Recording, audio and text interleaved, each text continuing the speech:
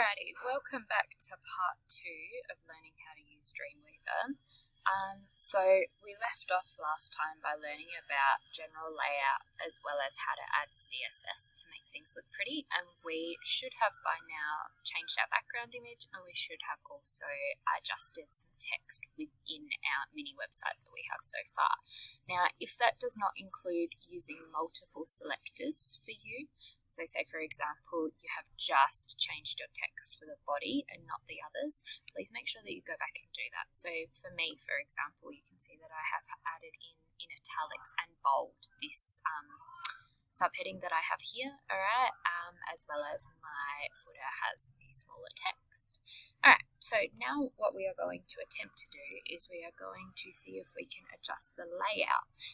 Now you would remember when we did our first assessment on this, adjusting layout and using floats was quite difficult. Dreamweaver makes your life a lot easier.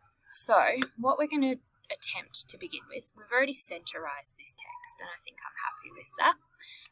We are going to grab this subheading and paragraph here. So from memory, if we have a look at our HTML, that there was an aside. So do we have an aside selector here? No, we do not yet, so I'm going to add plus. I, however, forgot to click my cursor on that selector, so I'm going to go minus, I'm going to click aside and plus. Now it's got body paragraph. I'm going to change that to aside. Just make sure that you do spell it correctly like I did not just then. Okay, and then that aside, I would like to begin with, give it a background color. So I'll go to my backgrounds and I will change the color to a white and see what that looks like. There we go. So obviously my text is now not showing. So remember, with cascading style sheets, so CSS, what we can do is we can make our text everywhere. At the moment we've got the body text as white, however, because it's cascading our CSS, we can change our text color to black rather than white for that aspect, and it should adjust. There we go.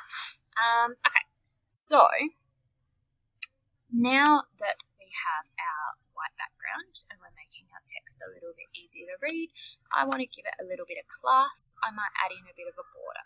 So I don't think I'm going to maybe like change my border per se, but I think I want to round the edges. So I'm going to trial. So what I'm going to do is I'm just going to trial these pixels here. I'm going to make sure that the center part is locked so that then it changes them all at the same time. And I'm going to go, let's try 20 pixels. I think that this will be too many, but we will see. There we go. It's not so bad. What does 15 look like? So again, this is the beauty of Dreamweaver. It allows you to play and see it in real time. So I'm going to stick with that. Now, I don't want the box to be across the entire span of my desktop screen. So what I'm going to do now is I'm going to adjust the width of the text itself. Now, where is it that I find the width? I don't want the width of the border. Okay, so again, it's all about playing and going. Yep, so I want layout. So I'm going to change this to percentages. Now, I'm not sure whether I've said this already, but the beauty of percentages is that it means that when you have a device of different sizes, it will automatically adjust like how wide something's going to appear on the screen. So say for example, if you have a phone versus a desktop screen, it will automatically like adjust the width of the text. So it'll mean that it will like be a bit longer, the text box, but yeah, essentially that is why you should be using percentages. So I've got 50% to begin with. Now, I don't know about you guys, but I'm not loving that my text is so close to this box. So I'm going to adjust some margins and some padding. Now, because I want 50%, I'm not too worried about height. That can go with the flow with how long my text is. no, I don't want that one there. Okay, so what I'm after is centerizing it, but I feel that once I add in my margins, I will be able to do this myself. So what I'm going to do is I'm going to think about percentages out of 100. So I'm going to change this to a percentage, and we're going to make it, say, 20%. Okay? And then if I make, did that work? No, it didn't. And then if I make this one also 20%, and then I've still got I've got 50 plus 40% at the moment. I've still got another 10% to go. So I'm going to add, I'll make sure my lock is ticked up, and I'm going to add 5% for each one of these edges as well. Okay, so that then I have a padding around the edge. And what we should see is it all centerized. Now, why is it? All right, I'm going to go File, Save All, and we're going to see if that has worked by opening it up in the real-time preview. Okay, so again, if that's not working for you, what you want to do is you want to go Save As and Save All, or even just File, Save All. And then if it's got a bit of a glitch, close out of it. This is my old other one that I was doing my trialing with. You can see I've already done the tutorial. That was my practice go, and I'm going to go open now. And I'm going to find where my index is. That's an old one. I want to go here.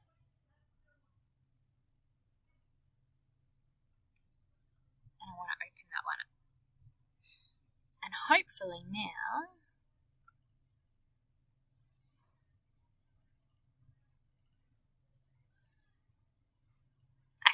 so I am thinking that I would like for my margins, it seems to have added a 20% margin here and here. My padding, it has only added 5% on one side. That's what my problem is, and that's why I've got a bit of a gap here but no gap over here. So I'm going to add in 5% here too. Again, if yours is glitching, then just make sure that you have the ability to problem solve it and do what I did and close out and then open back up if you have a problem. So this is what it's looking like at the moment. That is much better. That's exactly what I'm after. And then this, however, is just one example of a layout. So it's quite basic. I probably would want to create a bit more of a margin here. If I wanted to, I could do so. I could go to my footer and I could go to the probably padding, and I could either add a margin of 10 pixels above to hopefully, move it down a little bit, or I could add some padding as well. I might even make that more pixels. Alright, so like I said, this is just one simple layout. Let's trial a different layout. Let's see if we can begin to use some floats. So I'm going to go back to my Aside selector, and I'm going to scroll down, and there underneath, it's under the layout panel, there is these here called floats. So if I was to click on this right one right now, it is going to do absolutely nothing. Why? Hopefully you might have a bit of an idea. The reason why is because I have these percentages all adding up to exactly 100. So no matter what desktop browser I open it in, it will appear centerized because of those percentages. So what I need to do is I need to change up my percentages a little bit. In this instance, I'm just going to make this margin 1% because I'm thinking I want to float my text to this side. So 1% works for me there. Then on this side, I am thinking that I only need probably 5%. Because I do want a little bit of a gap between my text and the edge of the page so I can still see my image. Now, if I come down to my padding, which is this gap in between these things here, I'm thinking that I probably don't need that large of a gap. I think that I probably am going to go 2% between my text and the edge of the page. And then we'll click off. Then I am thinking that no, I don't need to touch the positioning just yet. Auto is fine. And then I'm going to press my float button and it should move it to the side. Now, what I then have here is my copyright that has appeared, and my Miss Dawson, by the looks of things, is on top. All right. Now, I could leave it like that, or I could have my Miss Dawson text floated down to here. So the way that I'm going to choose that option is I'm going to select my header, which is my H1, and then I'm going to choose to float to the left, and there we go, it has floated it. I also would like the same situation. So this one here, I made it approximately 50%. Actually, I think that I made a mistake. I'm going to go back and I'm going to check that. So at the moment I want this to be exactly sitting 50%, okay? However, if I count this up, I've got 4%, 5%, 10%, and 50. So it's actually equaling to 60 at the moment. So I need to change this number back to 40% over here, because then it won't be covering the entire page. There we go. All right. So if I go back to my header now, so I've floated it to the left. I want to make this width also equaling 50%. So I'm going to change that to percentages, and I am going to type in 50%. No, it's got pixels. Please change back to percentages. There we go. And then it's covering that other half of the page. And then you can see that I've got my copyright underneath. Now, again, I don't want that sitting there. I want that sitting at the bottom. So let's adjust that one now. We're going to go to the footer. And if we scroll back down to that float section again, if you look at clear, which is directly underneath, it will essentially clear the directions to have it floating to the side. So I could clear to the left, clear to the right. In this case, I want to clear both. I want to go straight down to the bottom. So I'm going to select that, and it should have put it to the bottom for me, which is exactly what I'm after. Now, in saying that, it's also cleared some of the directions that I've given it up here. I'm going to give it some padding. I'm going to give it a 10 pixels padding. Let's see if that has worked. Yeah, it's moved it a little bit. Now, I don't know about you, but that's not standing out so much for me. I'm thinking that I might also change the background of that. Instead of making a white background like the most recent one though, I might change it to a gradient and make it a bit more fun. So I'm thinking, if these are my two colours that are here, I want to change my red colour to a black, keep it classy, and then I think I want to have this colour as a transparent. So I've got white, and I'm going to lower it back down to transparent there. So you can see that it's a gradient that way. And then if I click off, hopefully, oh, that's much classier. Now, why is there a gap here between the bottom though? That's not what I'm after. So what I'm going to do is I'm going to scroll up to the layout, I believe. Again, still looking. So positioning is what I want to change. So at the moment it's auto, so it's just automatic. I actually want to make my positioning right at the bottom of the page, regardless of what device I'm looking on. Excuse me. So what I'm going to do is I'm going to change to pixels in this instance because I always want it to be this. And I'm going to make my pixels, where are we? Just for the bottom part, 0. 0 pixels. And then hopefully it should keep it positioned on the bottom. Now, I'm not really sure why that gap is there. I did have that gap appear in my last one. I'm not sure whether it disappears when I open up my preview in my browser. Maybe it's something we can have a look at in a second. The other thing, however, that I've just noticed that I didn't change, at the moment it's static, which means that it's going to move as I scroll, essentially. I want to make this fixed so that then it remains fixed at the bottom. Now, that appears better. It's made that gap disappear. However, it has floated it again. So I'm going to clear this float one more time, and that has not worked.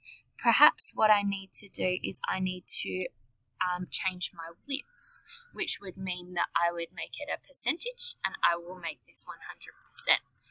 That's what I'm after. However, it's not now fixed to the bottom. So it's a constant battle of, I guess, trying to work out what changes you need to make in your code that you're trying to write. However, the difference is that you're not having to physically write the code yourself. So I have my float cleared. It is meant to be on the bottom. What am I missing? Perhaps it's the fact that I'm missing some margins. So apparently I've got a 50 pixel margin at the moment. I don't believe that that's what it is. Maybe I need relative.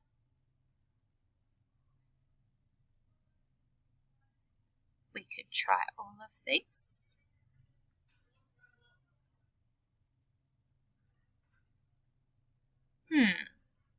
I paused to have a bit of a play so that then you didn't have to see that.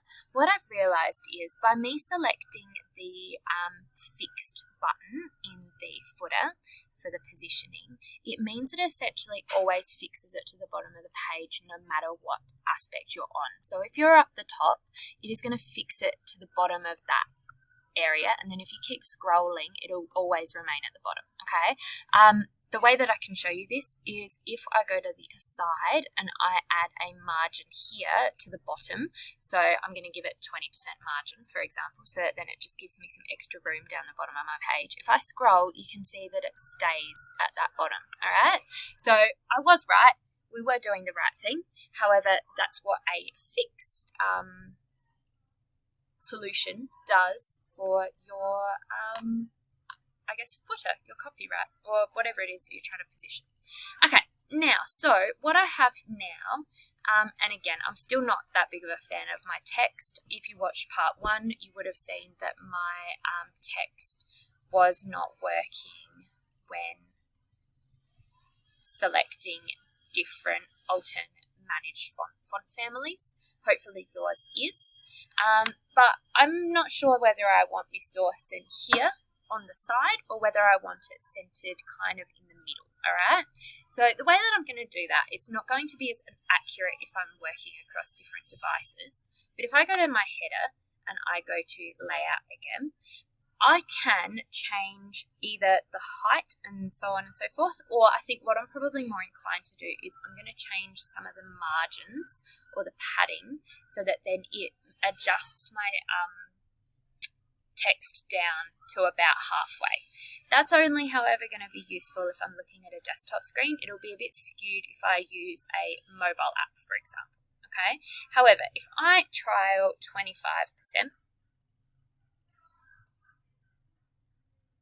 now that will be 25% of the overall text. I can see that that's the 25% of the overall website. I can see that's a little bit too low, so I'm going to try 20. It's changed it to pixels for me. How good. Just keep an eye on that and make sure that you have the correct, what is it called? Correct dimension selected. But yeah, you can see 20% works better for my single paragraph that I have here. And if I needed to, I could adjust that percentage. All right, so this is what my page is looking like so far. If I wanted to make my text stand out a little bit more while I'm in header, I'm going to go to text. There is a H and a V shadow. I might add a bit of a shadow in for my Miss Dawson text. So what I'm going to do is I'm going to keep it at black. I'm going to lower the opacity slightly, and that's what I'm getting. I might add that as a swatch because I'll need it in a second. And then I think I'm going to make it 2 pixels, and let's see if that does anything. Does not appear to have done so, so I might try 10. See, we can see that a lot easier. Let's try 5. So this first one has just 50. That's not useful. This first one has just moved it to the side a little bit, and then if I do this one here with the same amount of pixels, then it will drag it down diagonally. So, unfortunately it seems not to have given it that transparent look, but I still think that looks pretty good. Okay, just be aware, I did trial previously to add a shadow with a photograph or an image. That does not work. Which reminds me, I think that I would like to add in another section. Now, I am realizing that perhaps this next section I probably wanted to be the header rather than what I have written in as a header at the moment. I think this really just proves that you want to be really clear before you start out with your different sections and what you're planning to include.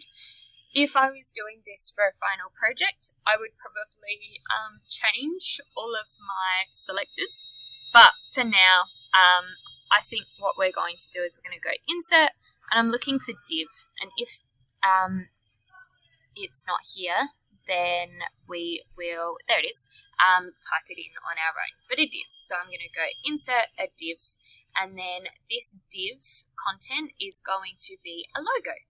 So within the div, we are going to add in an image. And I personally am going to go for my classic Bitmoji.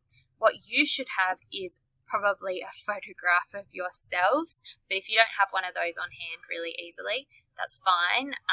Just pick a random photograph of a sloth, maybe. Yes, I want to save it in my images folder. Thank you for reminding me of that. I've already got this one here because I trialed it once and started again.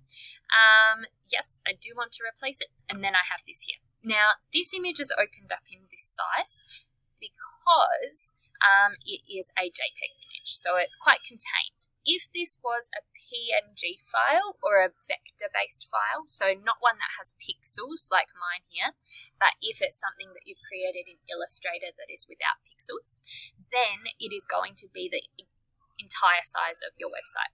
So just something to be aware of. Now, we can adjust the pixels here in our code itself, or I don't know whether I've done this, but we'll give it a crack. We should be able to adjust it in our CSS selector as well. So let's go ahead.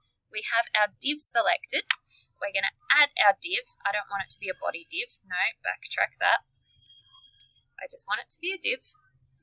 And let us try changing our pixels here.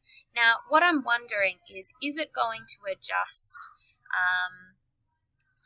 I believe if I adjust this to, say, 100 pixels, because it's about 400 at the moment, it should squash it. It appears not to have done that. It actually appeared to have just moved this blue line over. I don't know whether anyone else noticed that. So I'm not going to adjust mine here. I'm going to adjust it over here in the code instead, because I know that that definitely works. And you can see that it squashed my face. So what you need to do when you're adjusting your images in this way, you just need to make sure that you are definitely not squashing your images, but that you are decreasing their size relative to the, I guess, dimensions of the image. Now, I'm happy with the size of that. That looks pretty good. I don't want it to take up too much space at the top of my page. I then think that I would like, I still have my div selector over here. I would like to change it so that then it is centerized. So I'm looking for something that would allow me to do that. Now, I could adjust my margins similarly to when we centerized this box here. I could adjust my margins and do it that way. I believe I can also, however, give it a text function. I know that this is an image, but I believe I can centerize it by doing that. There we go. Now, that's looking pretty good. But I'm not liking that there is not enough of a gap here between my navigation and the top of the image and enough of a gap there. So I need to go back up to my margins and I need to add that in. I'm going to lock it and I'm thinking 10 pixels maybe. But again, I'm not 100% sure.